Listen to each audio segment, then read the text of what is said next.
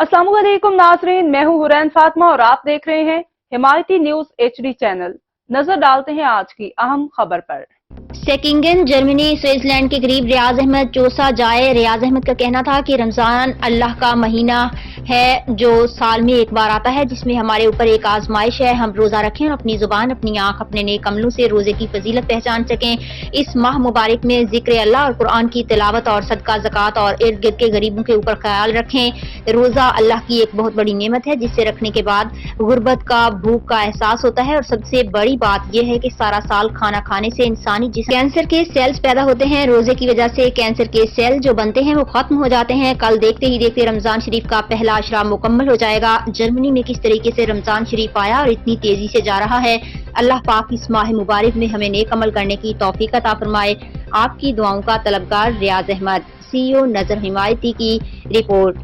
अब तक के लिए इतना ही। मजीद खबरों और अपडेट से बाखबर रहने के लिए देखते रहें हिमायती न्यूज HD चैनल।